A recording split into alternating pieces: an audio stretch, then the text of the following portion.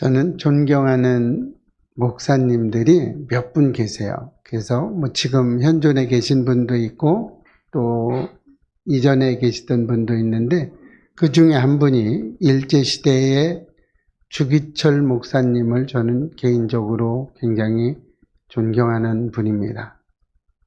주기철 목사님은 신사참배 강요에 대응해서 맞섰던 목사님이십니다. 오랜 기간 감옥 생활을 하고 고문받고 48살에 순교를 하십니다. 이 시대 사람들, 믿음의 사람들은 많은 믿음의 사람들이 일제시대 죽음을 두려워하지 않고 하나님의 영광을 위해서 복음을 전하다가 많은 분들이 순교를 하셨어요. 이렇게 그분들의 믿음의 순교자의 눈물이 지금 우리를 여기까지 이끌어준 겁니다. 근데 오늘 또 한 명의 믿음의 사람을 소개하려고 그럽니다. 욥이죠. 욥의 믿음은 언제나 한결같은 믿음이었어요. 히브리서 13장 8절 말씀 한번 읽어볼까요? 시작. 예수 그리스도는 어제나 오늘이나 영원토록 동일하시니라. 예수 그리스도는 어제나 오늘이나 영원히 한결같으신 분이라고 지금 그랬어요. 그럼 뭐가 한결같을까요? 어떤 게? 우리를 향하신 그 하나님의 사랑, 그 사랑이 변함없이 한결같으시다는 거예요. 끊임없이 이랬다 저랬다 하는 우리죠? 우리를 한결같이 사랑했어요. 이렇게 변덕스러운 우리를 한결같이 사랑해 주시고 주님의 인내로, 너그러움으로 또 우리를 쳐다보는 그 하나님은 우리에게는 어떤 거예요? 우리에게 이렇게 하나님이 참아주시고 인내해 주시고 기다려 주시는 것은 하나님의 은총이죠. 그리고 하나님의 특별한 우리를 향한 선물입니다. 이런 주님은 한결같으신 사랑을 우리에게 하고 있다는 거예요. 여기에 비하면 우리 사랑은, 우리가 하나님을 향한 그 사랑은, 하나님은 우리를 그렇게 사랑해 주시는데 우리의 그 변덕까지도 그 끊임없이 조석변으로 변하는 우리의 모습을 하나님은 안아주시고 사랑해 주시는데 우리는 하나님을 향해서 어떻게 사랑하고 있어요? 그 하나님의 사랑에 비하면 우리는 너무나 가증스러운 사랑을 하나님 앞에 하고 있어요. 그죠? 우리 조금만 잘 살면 우리는 어떻게 해요? 교만해서 하늘을 찌르죠. 그런데 또 반대로 조그마한 고난이 오면 어떻게 우리는 하나님 살아계신가요? 어떻게 하나님이 이렇게 하실 수 있어요? 우리 이럽니다. 우리 이런 사람이에요. 늘 절망에 빠져요. 조금만 고난이 와도. 그리고 우리는 어떤 뚜렷한 자기 신념도 없어요. 그런데 시대의 변화에 우리는 어떻게 해요? 춤을 추며 이 시대를 따라가고 있어요. 이렇게 밥 먹듯이 변덕을 부리는 게 우리예요. 그죠? 아닌 것처럼 입 꾹 다물고 있어도 그렇습니다. 가만히 나를 한번 돌아다 보세요. 내가 지난날에 있었던 일들 돌아보시면 조그마한 일에도 상처받고 우울하고 괴로워하고 하나님이 살아계신가? 기도해서 뭐해? 안 들어주시는데 이렇게 하죠. 그러다 뭐가 조금만 잘 되면 우리 막 세상을 다 얻은 것 마냥 그냥 후를 날라다니죠. 어제까지 욕하다가 오늘은 하나님 살아계셔 해가며 우리 이런 삶을 살았어요. 그리고 지금도 그렇게 살아가고 있습니다. 그런데 하나님은 이런 우리들도 사랑해주고 계시다는 거예요. 변하지 않는 거예요. 물론 인간이 감정이 전혀 없어서 힘들거나 괴로워도 전혀 변함이 없으면 그 문제죠. 그죠? 그 문제예요. 그건 병 걸린 거예요. 그런데 우리가 또 같은 물가에 흐르는 물처럼 그냥 조금만 일하면 요랬다, 조금만 일하면 요랬다, 막 요랬다, 요랬다, 막 손 엎으듯이 막 엎었다 제꼈다. 이것도 문제라는 거죠. 우리가 믿음을 갖는다는 것은 이런 소용돌이 속에서 안정을 되찾는 것과 같은 거예요. 그래서 우리 믿음을 찾아야 됩니다. 어제나 오늘이나 영원히 한결같으시는 하나님을 의지하고 하나님의 진리를 붙잡을 때, 하나님의 그 말씀을 붙잡을 때 우리가 흔들렸던 그 마음들이 안정되죠. 그리고 이 시대에 지금 요동을 치고 있죠. 그 요동치는 이 시대의 물결 중에서 우리가 믿음을 가지면 요동치지 않아요. 세상이 이랬다고 그래서 우리는 좀 안정을 가질 수 있어요. 그러려면 믿음을 가져야 됩니다. 오늘 우리는 욥에게서 이런 한결같은 믿음을 좀 배웠으면 좋겠어요. 욥의 생활을 보면 겉으로 볼 때 아주 심한 변화를 일으켰죠. 욥은 아주 부자였습니다. 그죠? 그리고 7남 3녀를 둔 10명의 자녀를 뒀어요. 그런데 아주 다복한 가정을 살아가고 있었어요. 부족함이 없었죠? 그랬는데 어느 날 모든 재산이 없어지고 심지어 자녀까지 없어졌어요. 다 죽었어요. 뿐만 아니라 욥 자신은 머리부터 발끝까지 악한 종기로 어떻게 했다고 그랬어요? 기왓장을 깨서 몸을 뻑뻑 긁고 있다고 그랬어요. 여러분이 가려움이 얼마나 힘든지 아시죠? 경험해 본 사람은 알아요. 피가 나도 가렵습니다. 이럴 때 이런 고난에 대해 욥은 어떻게 반응했는지 아세요? 전 재산이 없어지고 자식이 다 죽었다는 소식을 들었어요. 이때 소식을 들었을 때 욥은 이렇게 고백합니다. 한번 읽어볼까요? 시작. 내가 모태에서 알몸으로 나왔사온즉 또한 알몸이 그리로 돌아가올지라. 주신 이도 여호와시요 거두신 이도 여호와시오니 여호와의 이름이 찬송을 받으실지로다. 욥은 어떻게 해요? 주신 이도 여호와시요 거두신 이도 여호와시라고 이야기하고 있어요.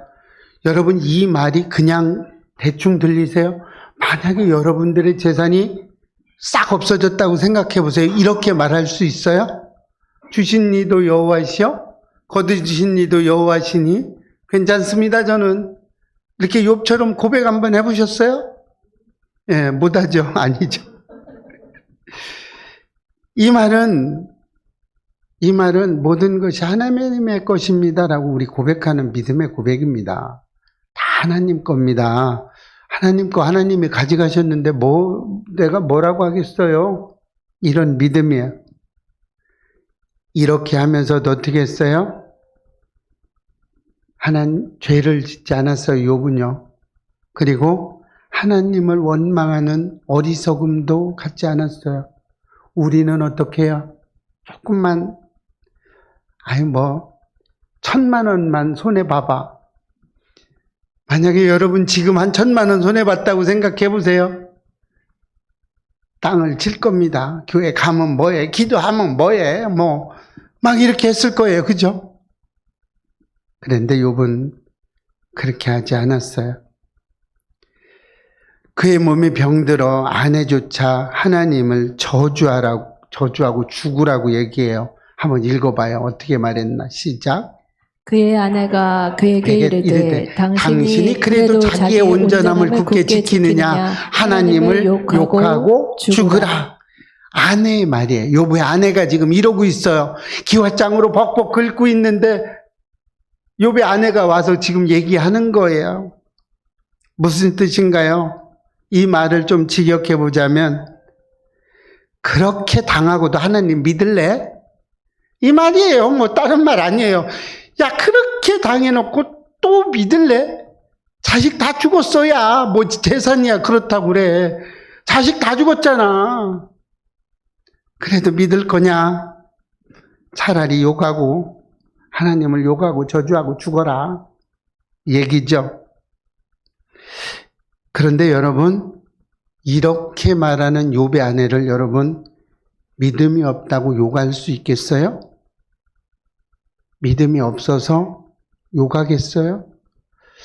욕하지 마세요. 믿음이 없다고도 하지 마세요. 얼마나 안타까우면, 아내 입장에서 얼마나 안타까우면 이런 말을 했겠어요. 성경에다가. 여러분, 욥의 아내의 안타까움이 이해가 되세요?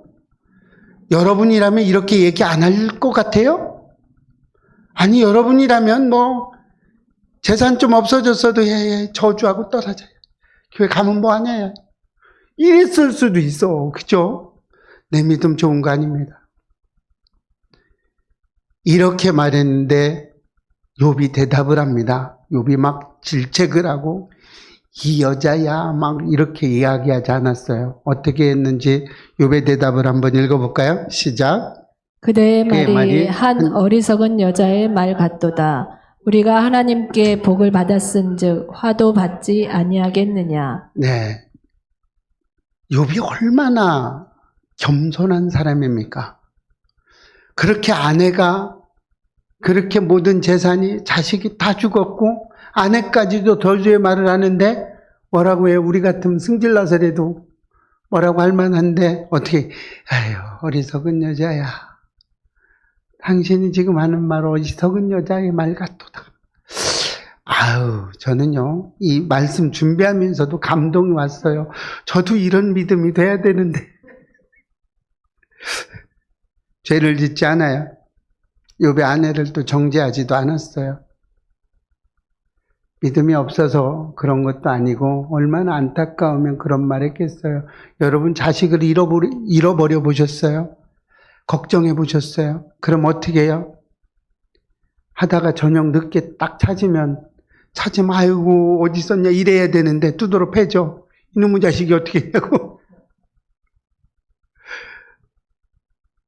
욥이 고난과 환난 가운데 흔들리지 않았던 믿음이 여기에 있는 거예요.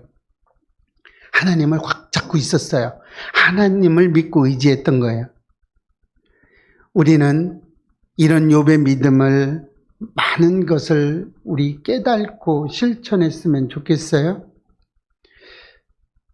우리 예배교회 성도님들은 어떻게 해야 돼요? 무조건 깨달으면 실천해야 돼요. 그죠?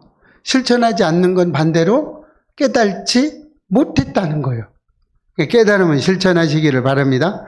그래서 우리도 위기를 당할 때 욥과 같이 한결같은 믿음으로 우리 마음이 흔들리지 않았으면 좋겠어요. 안 흔들리고요, 온전하게만 갔으면 좋겠어요. 이렇게 한결같은 믿음의 사람이 되기 위해서는 그럼 어떻게 해야 되느냐?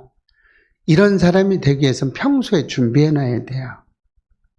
믿음은 갑자기 생기는 것이 아닙니다. 위기 때 힘을 발휘하려면 위기가 왔을 때 이 믿음이 온전해지기 위해서는 평상시에 준비해야 돼요. 유비무환이라는 말이 믿음에 있어서도 절대적으로 필요한 것입니다. 평소에 하나님의 말씀을 공부하고 기도 생활을 통해서 자기의 영성을 개발하고 말씀을 따라 실천하고 또 이웃에 대해서 관심을 가지고 우리 믿음이 이렇게 했을 때 점점 자라가게 되는 거예요. 평소에 해야 된다는 얘기입니다. 욥은 이렇게 평소에 철저하게 했어요. 왜 그랬어요?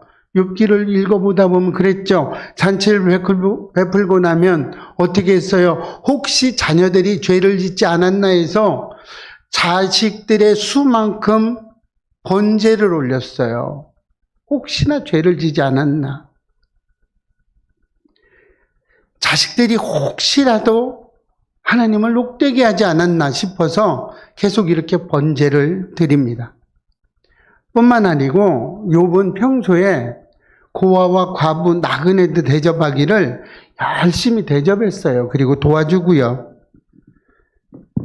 언제나 정직하고 공평했다는 거예요. 살면서. 그러니 믿음이 굳건하지 않겠어요? 이렇게 살았으니 여러분도 이렇게 살면 믿음이 굳건해지고 어떻게 환난이 왔을 때 그 믿음이 빛을 발하게 될 겁니다. 욥은 결코 재물을 탐하거나 그것을 자기 생애의 최우선 목표로 삼지 않았어요. 한번 욥기 한번 읽어볼까요? 시작.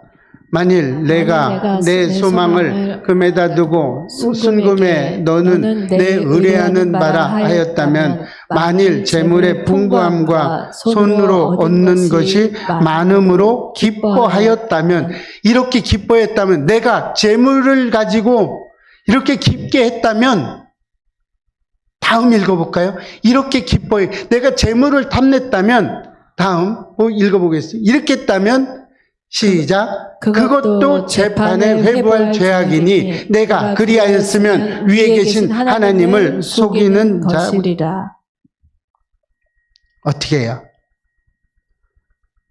내가 재물을 탐냈다면 어떤 거 했다고 하는 거예요? 하나님을 속였다.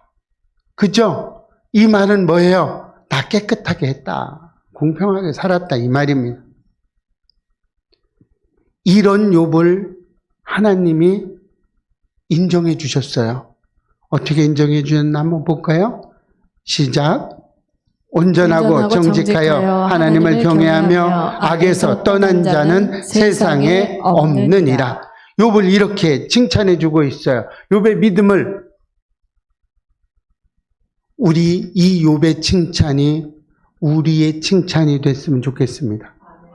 우리가 욥처럼 이런 고백을 했으면 좋겠어요.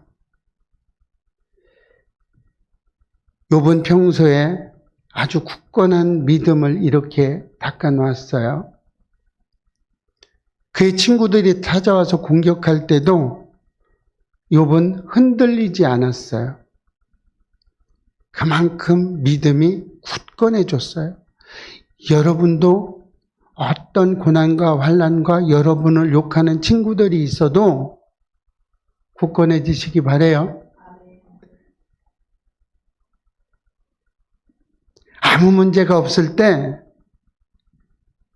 세상에서 잘 나가고 있을 때 하나님께 기도하고 말씀 따라 순종하고 말씀을 지켜가는 것은 쉽지 않습니다.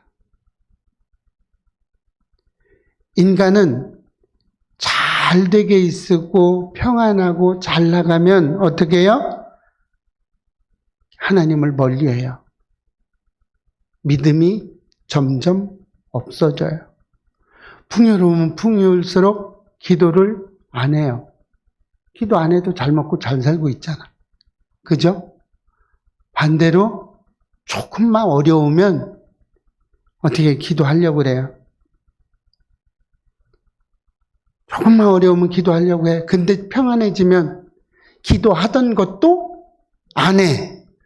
기도하던 것도 멈춰요. 우리 예배교회 성도님들은 이러지 않으시기를 축복합니다. 그러면 얼마나 좋겠어요. 근데 그러는 분들이 있어서 문제죠. 믿음은 근본적으로 하나님과의 관계예요. 그죠? 하나님과의 관계.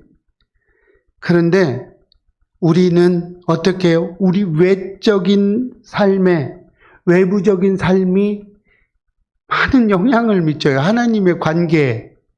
그쵸? 편하면 하나님 필요 없어. 없으면, 고난받으면 하나님이 필요해. 믿음이 물질의 가치관을 지배하지 못하면, 그러니까 믿음 위에 물질을 올려놓으면요, 위기가 오면 믿음을 지키지 못해요. 물질 위에 믿음이 있으면, 물질보다 믿음을 위에다 두면 위기가 왔을 때 믿음을 지킬 수 있어요.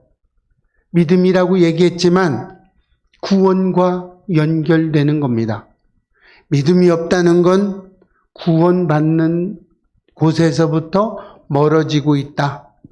믿음이 있다는 것은 점점 구원을 받는 데 가까워진다, 이렇게 이야기할 수 있어요. 우리의 삶에 최우선적으로 믿음이 되었을 때, 우리의 삶이 나는 믿음이 제일 먼저야 라고 했을 때, 우리의 믿음은 그때부터 자라기 시작하는 거예요. 그때부터 내 믿음이 견고해지기 시작하는 거예요. 그런데 많은 사람이 이렇게 생각하지 않아요. 예배보다 벌어야죠. 이 생각이 더 많아요. 예배보다, 하나님한테 기도하는 것보다 내가 가서 조금 움직여서 돈 조금 더 버는 게 낫죠. 그래야죠. 이렇게 하는 경우가 너무나 많다는 거예요. 믿음 별거 아닙니다. 믿음이 아무리 좋으면 뭐해요? 지금 당장 먹을 게 없는데, 이게 우리의 현실입니다. 욥은 결코 믿음을 재물과 행복을 지키는 수단으로 쓰지 않았어요. 욥은 결단코 재물을 위에다 두지 않았다는 거예요. 믿음 위에 재물을 두지 않았다는 거예요. 믿음 위에 내 생활에 행복을 두지 않았다는 거예요. 이것 위에, 물질과 행복과 이 세상의 것 위에 믿음을 두었기 때문에 힘들었을 때도 살아갈 수 있었고 믿음을 지킬 수 있었어요. 하나님은 이야기합니다. 두 주인을 섬길 수 없다고 이야기하고 있어요. 하나님을 더 사랑하느냐, 재물을 더 사랑하느냐, 선택의 문제죠. 모두 다 우리가 선택하는 겁니다. 욥은 분명하게 이야기하고 있어요.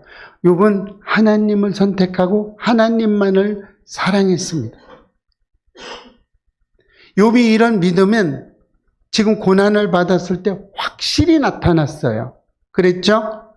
한번 귀로만 듣던 하나님을 이제 눈으로 본다고 이야기하고 있어요. 읽어볼까요? 시작. 내가 주께 대하여 귀로 듣기만 하였사오나 이제는 눈으로 주를 배움나이다.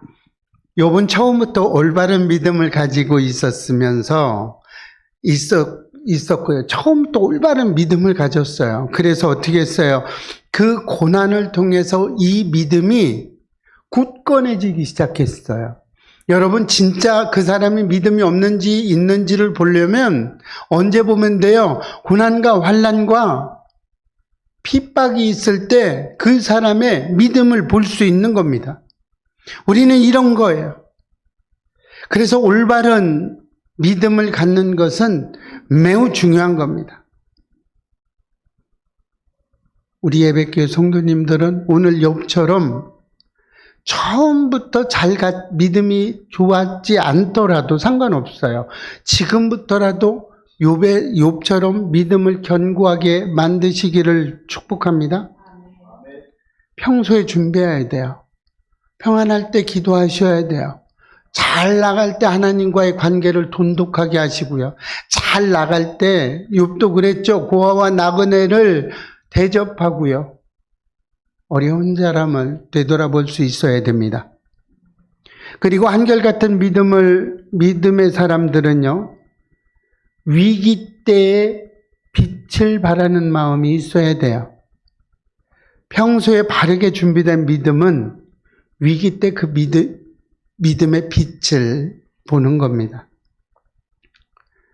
재난의 소식이 계속해서 들었을 때 욥은 당황했겠죠. 당황 안 할 사람이 어디 있어요? 당황했겠죠. 그런데 어떻게 했어요? 욥은 믿음을 고백했어요. 내가 가지고 있는 믿음을 고백했어요. 뭐라고 했어요? 주시는 이도 하나님이시요, 거두시는 이도 하나님이시라고. 욥은 이렇게 고백합니다. 이 고백하는 건 쉽지 않습니다. 재물이 중심이었다면 이 고백을 할 수 있겠어요? 없어요. 자식이 내 앞에 있었다면, 믿음 위에 있었다면 이 고백 할 수 있어요? 없어요. 저도 욥을 읽으면서 많은 갈등 속에 있었던 적이 있습니다. 자식이 죽었어요. 재물이야 없어졌다고 그래. 그건 이해될 수 있겠어요. 근데 자식이 죽었어요. 내가 죽었으면 더 좋았는데 나는 안 죽었어. 자식이 다 죽었어요. 그랬는데 믿음의 고백을 할 수 있겠어요? 여러분, 되겠어요? 그런데 믿음의 고백을 해야 됩니다. 저는 이것을 느꼈어요. 어떻게 해요? 왜요? 아브라함이 이삭을 드릴 때 어떻게 드렸어요?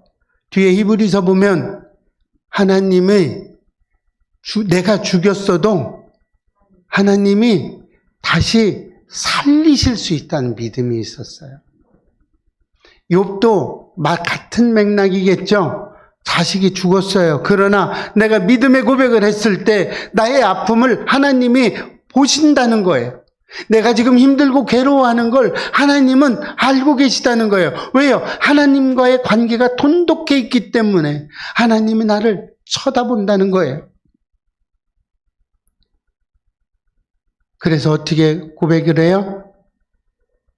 오늘 본문 10절 한번 여러분도 이런 고백을 했으면 좋겠습니다.